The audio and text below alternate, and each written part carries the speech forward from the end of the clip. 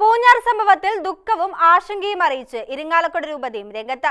കുറ്റവാളികൾക്കെതിരെ മാതൃകാപരമായ വിധത്തിൽ നിയമ നടപടി സ്വീകരിക്കണമെന്നും ഇത്തരം സംഭവങ്ങൾ ആവർത്തിക്കാതിരിക്കാൻ അധികൃതരും പോലീസും കരുതൽ നടപടികൾ എടുക്കണമെന്നും ആവശ്യപ്പെട്ടു. അതേസമയം കേസ് ലഘൂകരിച്ച് കാണാനും ഒറ്റപ്പെട്ട സംഭവമായി ചിത്രീകരിക്കാനുമുള്ള ചില കേന്ദ്രങ്ങളുടെ ശ്രമത്തിൽ ആശങ്കയുണ്ടെന്നും യോഗം അറിയിച്ചു.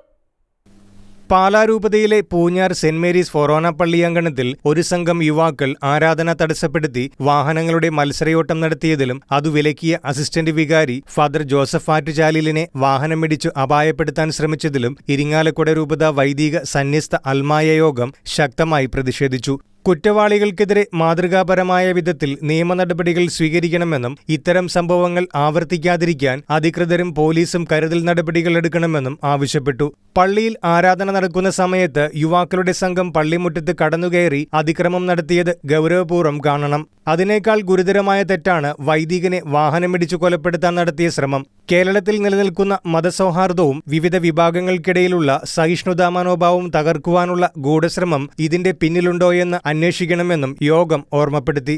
കേസ് ലഘൂകരിച്ചു കാണാനും ഒറ്റപ്പെട്ട സംഭവമായി ചിത്രീകരിക്കാനുമുള്ള ചില കേന്ദ്രങ്ങളുടെ ശ്രമത്തിൽ ആശങ്കയുണ്ട്. പൊതുസമൂഹത്തിൽ സ്നേഹവും സഹകരണവും വളർത്താൻ എല്ലാ വിഭാഗം ജനങ്ങളും ജാഗ്രത പുലർത്തണമെന്നും കേരളത്തിൽ നിലനിൽക്കുന്ന മതസൗഹാർദ്ദം തകർക്കാനുള്ള ഏതു ശ്രമത്തെയും നിരുത്സാഹപ്പെടുത്തണമെന്നും പ്രമേയത്തിൽ ചൂണ്ടിക്കാട്ടി. രൂപതാധ്യക്ഷൻ ബിഷപ്പ്മാർ പോളി കണ്ണൂക്കാടൻ അധ്യക്ഷത വഹിച്ചു. വികാരി ജനറൽമാരായ monsignor Jose Manjaly, monsignor Jose Maliyekkal, monsignor Wilson Eerathara തുടങ്ങിയവരും പ്രസംഗിച്ചു. ഷെഗ്യാന ന്യൂസ്, തൃശൂർ.